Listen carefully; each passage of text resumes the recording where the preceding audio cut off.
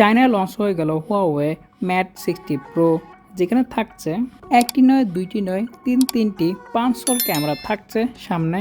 আর কি থাকছে তা জানতে দেখতে হবে সম্পূর্ণ ভিডিওটি। আর এই সম্পূর্ণ ভিডিও জুড়ে থাকছি আমি শাহাদ হোসেন সজীব, শাহাদ দায়উট থেকে। ফোনটির সামনে পিছনে ব্যবহার করা হয়েছে গ্লাস, আর সাথে থাকছে অ্যালুমিনিয়াম ফ্রেম। ডান পাশে থাকছে পাওয়ার বাটন এবং কি ভলিউম বাটন। ডিসপ্লে হিসেবে থাকছে 6.82 ইঞ্চি 10 বিটের LTPO একটি OLED display, stereo speaker, 120 hertz refresh rate, IP68 rating এবং কি কার্ভ ডিসপ্লে। আর এই ফোনটি আপনারা 4টি কালারে পেয়ে যাবেন: গ্রিন, সিলভার, পার্পল আর ব্ল্যাক কালার।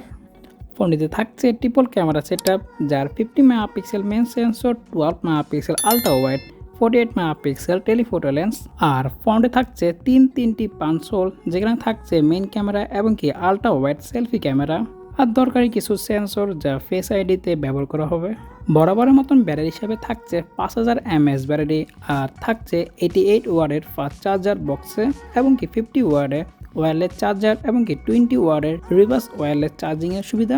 অপারেটিং সিস্টেম হিসাবে থাকছে Harmony OS 4.0, আর থাকছে 12GB র্যাম, 256, 512 এবং কি 1TB পর্যন্ত স্টোরেজের সুবিধা।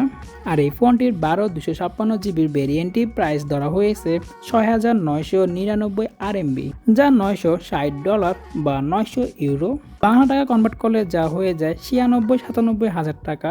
দেখা যাক বাংলাদেশে আস্তে আস্তে এইটির প্রাইস কত হয়ে দাঁড়ায়।